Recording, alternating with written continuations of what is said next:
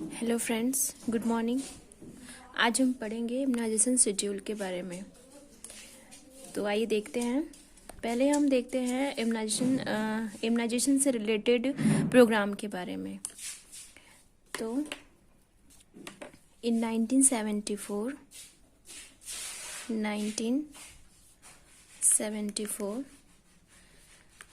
Global immunisation programme आया था। Global immunisation programme global immunisation programme friends 1974 में global immunisation programme आया था और 1978 में ईपीआई, जिसको हम बोलते हैं, इसका फुल फॉर्म है एक्सपेंडेड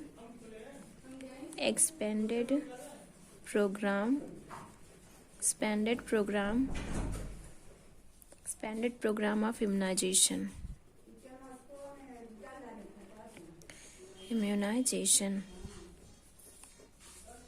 और 1985 में यूनिवर्सल इम्यूनाइजेशन प्रोग्राम।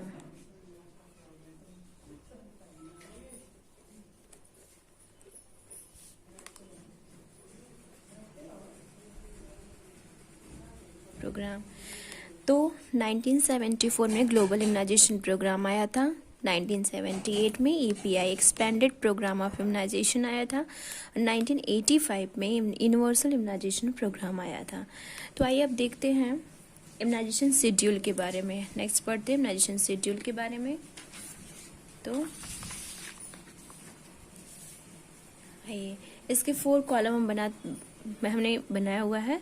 बेनिफिशियरीज में किसको बेनिफिट मिल रहा है, age, vaccine, dose, route and amount. तो फर्स्ट बेनिफिट मिल रहा है इन्फेंट्स को। तो इन्फेंट को हम वैक्सीन देंगे एट बर्थ, बीसीजी वैक्सीन देंगे at birth, single dose. Intradermal BCG vaccine हम इंट्राडर्मल देते हैं 0.05 ml। फिर ओपीबी का 0 डोज देंगे, इसका बीसीजी का हम सिंगल डोज देंगे और ओपीबी का हम 0 डोज एट बर्थ देंगे, ओरल 2 ड्रॉप्स। उसके बाद हेपेटाइटिस बी देंगे 0 डोज, IM 0.05 ml। फिर देखते हैं, फिर 6 वीक्स पे इन्फेंट्स को ही बेनिफिट मिल रहा है। 6 वीक आपको पता होना चाहिए कि इन्फेंट्स का 1 मंथ टू 1 ईयर को हम इन्फेंट्स बोलते हैं। तो 6 वीक्स पे बीसीजी का सिंगल डोज देंगे और इंट्राडर्मल 0.1 ml। तो बीसीजी का हम डोज तब देंगे जब बीसीजी का एट बर्थ नहीं मिला होगा। एट बर्थ अगर नहीं दिया गया है बीसीजी का डोज बेबी को, if not given at birth, मैं यहाँ लिख देती हूँ, if not given at birth, तो बीसीजी का सिंगल डोज देंगे 6 वीक्स पे। इंट्राडर्मल 0.1 ml देंगे। ओबीबी का फर्स्ट डोज देंगे, first dose oral 2 drop. Hepatitis B का फर्स्ट डोज देंगे, IM 0.5 ml। फिर डीपीटी का फर्स्ट डोज IM देंगे 0.5 ml।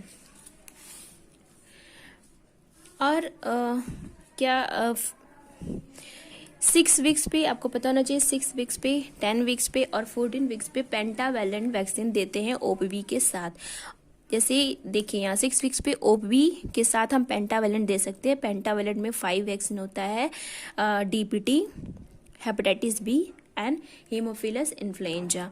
तो हम देंगे ओबी के साथ। लेकिन अगर हम हेपेटाइटिस दे रहे हैं इसके साथ, हेपेटाइटिस बी और डीपीटी का इंजेक्शन ओबी के साथ दे रहे हैं, तब नहीं देंगे। नहीं तो अगर ये दोनों वैक्सीन हम नहीं दे रहे हैं तो फिर ओबी के साथ हम पेंटावैलेंट दे देंगे। अगर पेंटावैलेंट दे रहे हैं तो हेपेटाइटिस बी और डीपीटी नहीं देंगे। तो 6 वीक्स पे, फिर 10 वीक्स पे क्या देंगे, ओपीवी का सेकेंड डोज ओरल 2 ड्रॉप्स और हेपेटाइटिस बी का second dose IM 0.5 ml, DPT का सेकेंड डोज IM 0.5 ml। तो इसमें भी वही है, पेंटावैलेंट हम ओबी के साथ देंगे तब जब हम हेपेटाइटिस बी और डीपीटी नहीं दे रहे हैं, क्योंकि ये उसमें कॉम्बिनेशन होता है पेंटावैलेंट में। अगर पेंटावैलेंट दे रहे हैं तो ये दोनों नहीं देंगे, अगर ये दोनों दे रहे हैं तो पेंटावैलेंट नहीं देंगे। समझ में आया। फिर एट 14th वीक पे ओबी का 3rd डोज देंगे, हेपेटाइटिस बी, डीपीटी और हेपेटाइटिस बी एंड डीपीटी। तो इसमें वही जो मैंने पहले बताया, पेंटावैलेंट देंगे। कब देंगे? जब हेपेटाइटिस बी और डीपीटी नहीं देंगे। अगर ये दोनों दे रहे हैं हेपेटाइटिस बी और डीपीटी तो पेंटावैलेंट नहीं देंगे। तो आप हमने ये पढ़ा कि at birth BCG OPV hepatitis B का डोज देते हैं। 6 वीक्स पे बीसीजी का डोज देंगे। अगर एट बर्थ नहीं दिया गया है तो फिर ओबी हेपेटाइटिस बी डीपीटी का 1st डोज देंगे। 10th वीक पे ओबी हेपेटाइटिस बी और डीपीटी का 2nd डोज देंगे। और 14th वीक पे ओबी हेपेटाइटिस बी और डीपीटी का 3rd डोज देंगे। फिर आ जाते हैं एट 9 मंथ पे। 9 मंथ पे हम मेजल्स की वैक्सीन देंगे, सिंगल डोज देंगे। सबक्यूटेनियस देते हैं, इसको हम सबक्यूटेनियस देते हैं 0.5 ml। तो फ्रेंड्स इतना आपको समझ में आ गया होगा।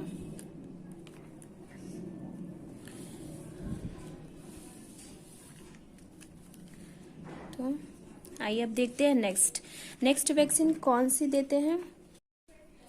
अब आइए देखते हैं अब किसको बेनिफिट मिल रहा है। तो अब चाइल्ड को बेनिफिट मिल रहा है जिसको हम 16 से 24 मंथ में देंगे ओपवी का बूस्टर डोज ओरल 2 ड्रॉप और डीपीटी का बूस्टर डोज IM 0.5 ml। तो 16 से 24 मंथ पे हम ओपवी और डीपीटी का बूस्टर डोज देंगे। बूस्टर डोज मतलब होता है कि जो हम पहले वैक्सीन दिए हैं उसका इफ़ेक्ट क्या है, उसके पोटेंशियल को बढ़ाने के लिए हम बूस्टर डोज देते हैं। तो अब है 5 to 6 ईयर्स पे। एट 5 to 6 ईयर्स डीटी का सिंगल डोज देंगे IM 0.5 ml।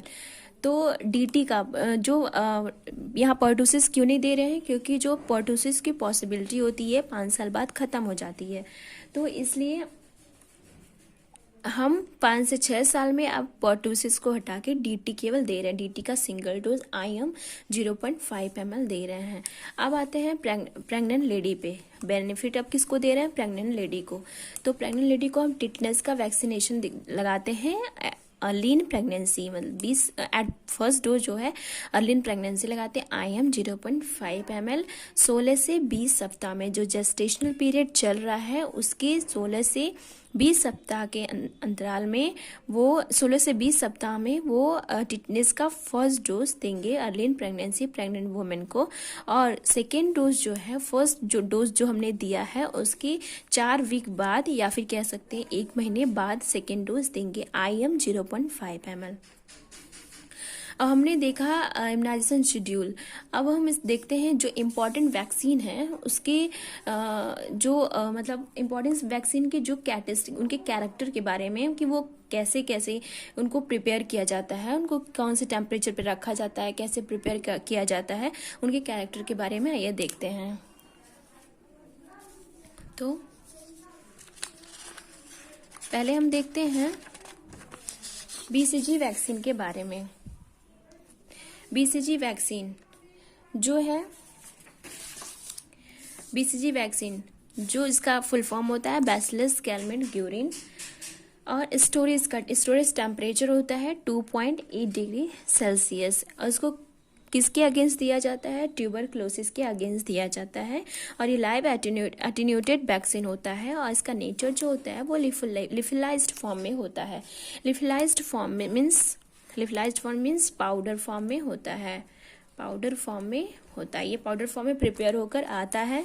और जिसको हम रिकॉन्स्टिट्यूशन इन NS, जिसको हम पहले से प्रिपेयर होकर आता है पाउडर फॉर्म में, फिर इसको हम जब वैक्सीन लगाते हैं पेशेंट को तो इसको हम प्रिपेयर करते हैं NS में डिज़ोल्व करके। तो NS में डिज़ोल्व करके इसको प्रिपेयर करेंगे और 4 घंटे के अंदर ही विदिन 4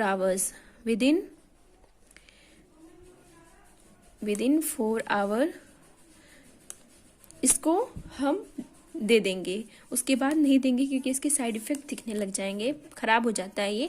तो 4 घंटे के अंदर ही हम इसको वैक्सीन को देते हैं डिज़ोल्व करने के बाद। उसके 4 घंटे के अंदर ही दे देना है। Side intradermal left upper arm, तो इसको इंट्राडर्मल देते हैं, हमने पहले भी इम्यूनाइजेशन शेड्यूल में पढ़ा है, और इसको लेफ्ट अपर आर्म में देते हैं। और इसको देने के बाद इसमें स्कार फॉर्मेशन होता है जो हमारे बॉडी में लाइफ लॉन्ग होता है। जो BCG वैक्सीन हम देते हैं उसमें स्कार फॉर्मेशन उस जगह पे लाइफ लॉन्ग अपीयर रहता है। तो उसके 3 प्रोसेस हैं स्कार फॉर्मेशन के, परमानेंट जिसको बोलते हैं परमानेंट स्कार फॉर्मेशन, इसके 3 प्रोसेस हैं। वैक्सीनेशन के 2 से 3 सप्ताह बाद पैप्यूल्स का फॉर्मेशन होता है, उसके बाद 4 से 5 सप्ताह बाद अल्सर का फॉर्मेशन होता है, फिर 8 से 12 सप्ताह बाद स्कार का फॉर्मेशन होता है। इसको एक ट्रिक है PUS, पस से हम इसको याद कर सकते हैं। इस ट्रिक से PUS के एक ट्रिक है, उससे हम याद कर सकते हैं पस। उसके बाद जो स्कार फॉर्मेशन होता है लास्ट में 8 से 12 सप्ताह बाद, वो लाइफ लॉन्ग रहता है। तो हमको पस से याद करना है कि पहले पैप्यूल्स का फॉर्मेशन होता है वैक्सीनेशन के 2 से 3 सप्ताह बाद, फिर 4 से 5 सप्ताह बाद अल्सर का फॉर्मेशन होता है, फिर 8 से 12 सप्ताह बाद स्कार का फॉर्मेशन होता है, जिसको हम पस से याद कर सकते हैं। और ये स्कार फॉर्मेशन लाइफ लॉन्ग होता है, परमानेंट होता है। तो इतना आपको समझ में आ गया होगा। ये BCG जो है वो लाइव एटेन्यूएटेड वैक्सीन है। अब पढ़ते हैं oral polio vaccine. Oral polio vaccine अब पढ़ते हैं। ओरल पोलियो वैक्सीन जो है वो लाइव एटेन्यूएटेड वैक्सीन है, लाइव वैक्सीन है। ये डिस्कवर्ड किसके द्वारा किया गया था? सैबिन के द्वारा 1957 में डिस्कवर किया गया था। स्टोरेज टेम्परेचर -20 डिग्री सेल्सियस है। इसको -20 डिग्री सेल्सियस पे हम स्टोर करते हैं, लेकिन मतलब इसका जो कैरियर होता है स्टोरेज जिसमें जो कैरियर जिसमें रखा जाता है वो 2 to 8 डिग्री सेल्सियस होता है, लेकिन हम OPV वैक्सीन को -20 डिग्री सेल्सियस पे स्टोर करते हैं। और ये मोस्ट हीट सेंसिटिव ड्रग होता है। ये OPV वैक्सीन जो है वो मोस्ट हीट सेंसिटिव ड्रग होता है। अगर पूछता है क्वेश्चन कि मोस्ट हीट सेंसिटिव ड्रग कौन सा है, तो आप बता सकते हैं कि polio vaccine most heat sensitive drug होता है। अब VVM क्या होता है? Vaccine vial monitoring. ये उसके वायल पे बना होता है, लिखा होता है कि इससे हमें ये पता चलता है कि हमको ये वैक्सीन यूज़ करने लायक है या नहीं, इसको हम डिस्कार्ड कर सकते हैं या यूज़ कर सकते हैं। तो जो ये सर्कल के अंदर जो ये भाग है, ये चारकोन का ये जो भाग है, ये अगर डार्क है और ये इस भाग से ज़्यादा डार्क है तो इसको हम यूज़ कर सकते हैं, ये यूज़ कर सकते हैं। अगर ये जो अंदर का जो चारकोन भाग है, ये दोनों का कलर सेम हो जाता है तो ये हम यूज़ नहीं कर सकते हैं, इसको हम डिस्कार्ड करेंगे। और ये इस तीसरी तरह से हम इसको कैसे आइडेंटिफाई कर सकते हैं? ये जो अंदर का जो चारकोन का जो भाग है ये ज़्यादा डार्क है और इसके पीछे का बैकग्राउंड जो है वो कम डार्क है, तो ये भी हमें यूज़ करने लायक नहीं है, इसको भी हमें डिस्कार्ड ही करना चाहिए। तो हम ऐसे पहचान सकते हैं, VVM मॉनिटरिंग हम ऐसे कर सकते हैं। ये अगर इस तरह से और इस तरह से दिख रहा है हमें, तो इसको हम डिस्कार्ड करेंगे। अगर ऐसा है, अगर सिर्फ अंदर का जो भाग है वो डार्क है और पीछे का बैकग्राउंड एकदम क्लीन है, वाइट है, तो हम इसको यूज़ कर सकते हैं, ये यूज़ करने लायक है। तो ये आपको समझ में आया होगा। फिर हम पढ़ते हैं अब हम पढ़ते हैं मिजल्स के बारे में। तो मिजल्स जो है वो लाइव वैक्सीन है, इसको हम राइट अपर आर्म में देते हैं और ये लिफिलाइज्ड फॉर्म में होता है, ये पाउडर फॉर्म में होता है। लिफिलाइज्ड फॉर्म मीन्स पाउडर फॉर्म में होता है। और इसको रिकॉन्स्टिट्यूशन, इसको हम पेशेंट को देने से, ये पहले से प्रिपेयर होके आता है पाउडर फॉर्म में, लेकिन जब इसको हम पेशेंट को देते हैं तो इसको डिस्टिल वाटर में डिजोल्व करके देते हैं विदिन 4 आवर। डिजोल्व करने के बाद 4 घंटे के अंदर इसको दे देना होता है, नहीं तो ये खराब हो जाता है। तो हमने क्या पढ़ा था BCG में, उसको हम किस में डिजोल्व करके देते हैं? NS में डिजोल्व करके देते हैं और उसको भी 4 घंटे के अंदर में ही देना होता है। और मीजल्स की वैक्सीन जो होती है इसको हम डिस्टिल वाटर में देते हैं डिजोल्व करके। ये पाउडर फॉर्म में प्रिपेयर होके आता है, इसको देने से पहले डिस्टिल वाटर में डिजोल्व करते हैं, ये हमें याद रखना है। और उसको 4 घंटे के अंदर में ही देना होता है। अगर 4 घंटे के बाद देते हैं तो ये वैक्सीन जो है वो खराब हो जाती है, जिससे पेशेंट को बहुत सी प्रॉब्लम क्रिएट हो सकते हैं। जैसे एक प्रॉब्लम है कि इसको टॉक्सिक शॉक सिंड्रोम हो सकता है, जिसको टॉक्सिक शॉक सिंड्रोम TSS बोलते हैं।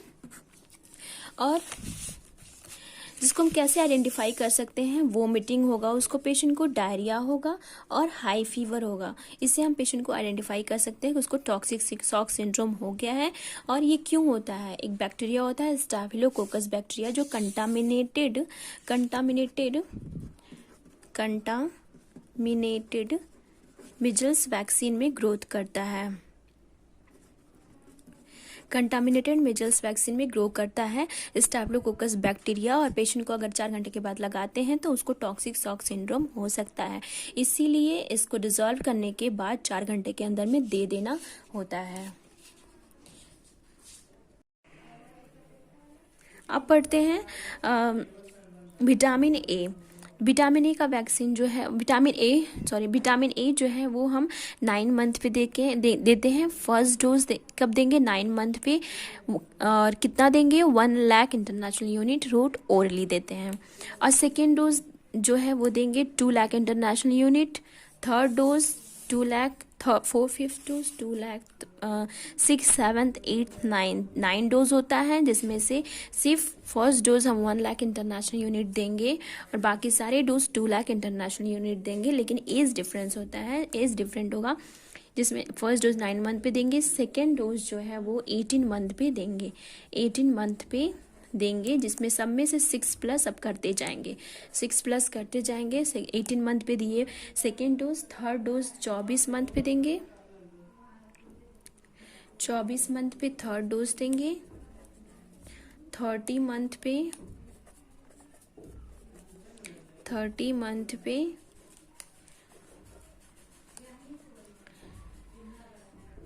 Fourth dose. 36 मंथ पे फिफ्थ डोज। 42 मंथ पे सिक्स डोज। 48 मंथ पे 7 डोज।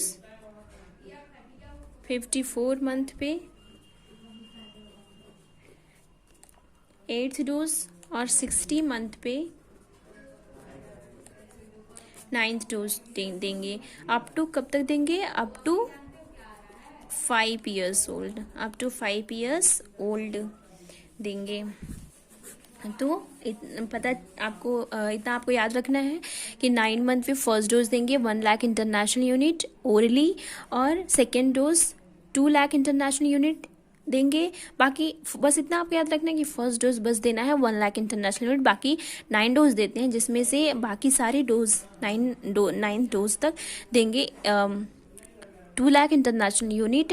और उसके बाद सेकेंड डोज 18 मंथ पे देंगे, फर्स्ट डोज 9 मंथ पे देंगे। उसके बाद सेकेंड डोज से 18 मंथ से 6+ करते जाएंगे up to 5 years of the age हम ये विटामिन ए का डोज देंगे।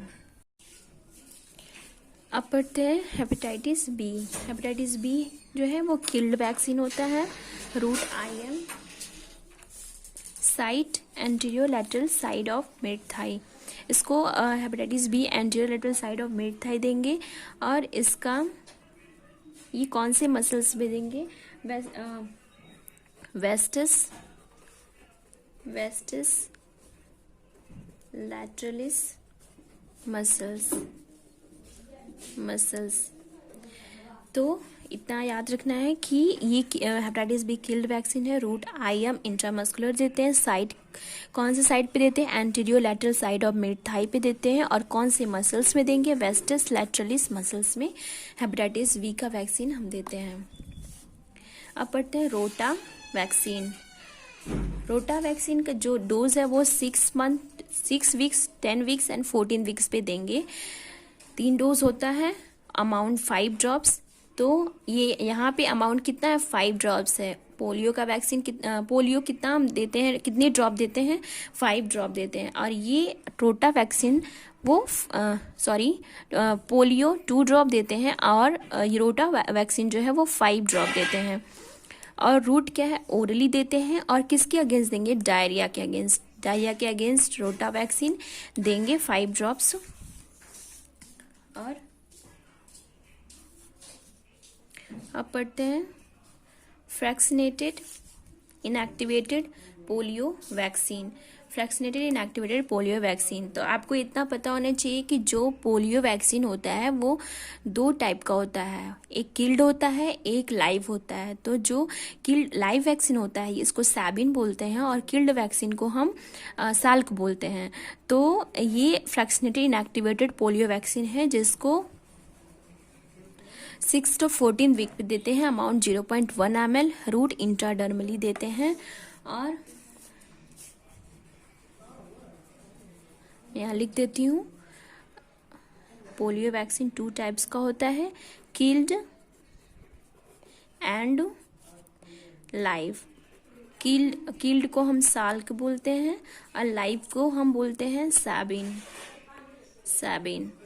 तो ये जो है ये किल्ड वैक्सीन है, 6 to 4 वीक में देंगे। अमाउंट 0.1 ml, रूट इंट्राडर्मली इसको देते हैं, ये आपको याद रखना है। फिर अब हम पढ़ते हैं जापानीज इंसेफ्लाइटिस।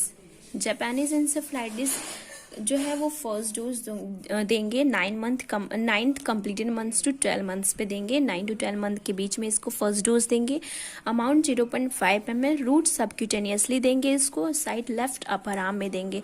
और सेकेंड डोज 16 से 24 मंथ में देंगे। फर्स्ट डोज कब देंगे जापानीज इंसेफ्लाइटिस का? 9 to 12 मंथ के बीच में, और सेकेंड डोज जो देंगे वो 16 से 24 मंथ के बीच में देंगे।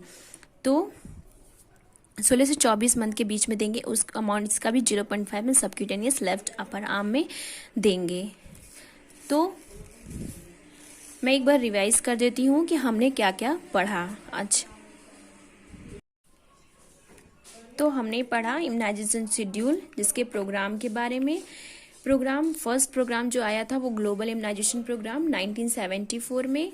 सेकेंड EPI, इसको बोलते हैं एक्सपेंडेड प्रोग्राम ऑफ इम्यूनाइजेशन, 1978 में आया था। 1985 में यूनिवर्सल इम्यूनाइजेशन प्रोग्राम आया था। अब हमने पढ़ा है इम्यूनाइजेशन शेड्यूल के बारे में, जो एडबर्ट BCG OPV हेपेटाइटिस B का डोज लगाते हैं और 6 वीक्स पे BCG का वैक्सीन देंगे। अगर एडबर्ट नहीं दिया गया है तो सिंगल डोज देंगे, और फिर OPV हेपेटाइटिस B DPT का वैक्सीन देंगे। फिर 10th वीक पे OPV हेपेटाइटिस B और DPT का सेकेंड डोज देंगे। पेंटावैलेंट देंगे OPV के साथ, तब हेपेटाइटिस B और DPT नहीं देंगे। अगर हेपेटाइटिस B और DPT दे रहे हैं तो पेंटावैलेंट वैक्सीन नहीं देंगे। 6 वीक्स, 10 वीक एंड 4 वीक।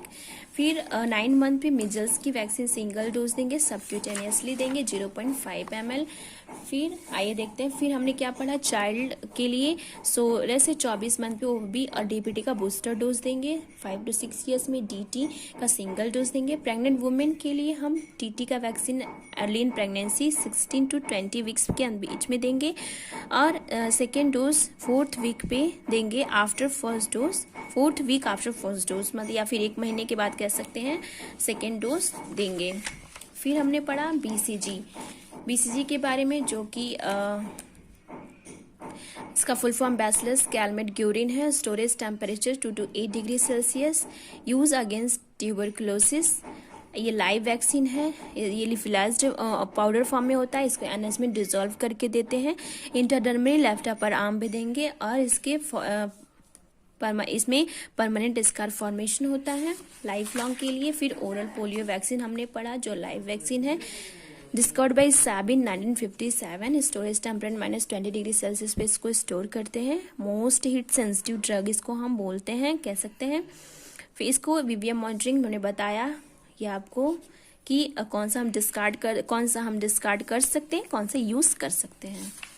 फिर हमने पढ़ा मिजल्स के बारे में। मिजल्स जो है वो लाइव वैक्सीन होता है, ये राइट अपर आर्म में देते हैं। ये भी पाउडर फॉर्म में होता है, लेकिन इसको हम डिस्टिल वाटर में डिजोल्व करते हैं। विदिन 4 आवर के अंदर हम इसको देंगे डिजोल्व करने के बाद।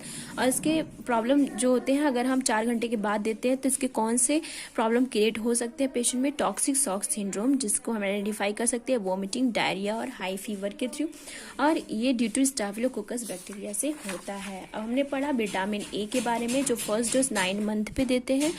फिर जो फर्स्ट डोज 9 मंथ पे देंगे वो कितना देंगे? 1 लाख इंटरनेशनल यूनिट ओरली। फिर सेकेंड डोज 18 मंथ पे देंगे 2 लाख इंटरनेशनल यूनिट। बाकी सेकेंड डोज से लेके 9 डोज तक हम इसको देंगे 2 लाख इंटरनेशनल यूनिट।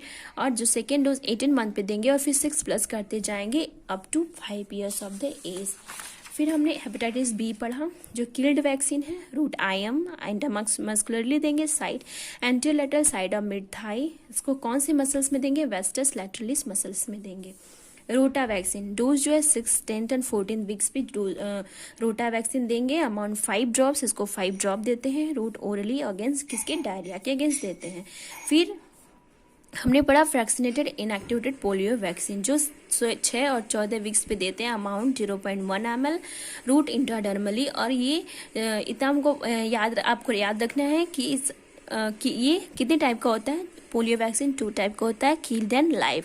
कील्ड जो है इसको साल को बोलते हैं, लाइव को हम सैबिन बोलते हैं। फिर हमने पढ़ा जापानीज इंसेफ्लाइटिस। जापानीज इंसेफ्लाइटिस जो है वो उसका फर्स्ट डोज देंगे 9 से 12 महीने के बीच में फर्स्ट डोज देंगे। वो जो कितना देंगे? 0.5 ml subcutaneous left upper arm पे देंगे। सेकेंड डोज देंगे 16 से 24 मंथ पे। Amount 0.5 ml subcutaneous left upper arm पे। तो फ्रेंड्स आपको आई होप आपको ये वीडियोस पसंद आया होगा और आप ये एग्ज़ाम के पॉइंट ऑफ व्यू से बहुत ही इम्पॉर्टेंट टॉपिक है, आपको याद करना चाहिए। और and for next videos please like and subscribe. Thank you.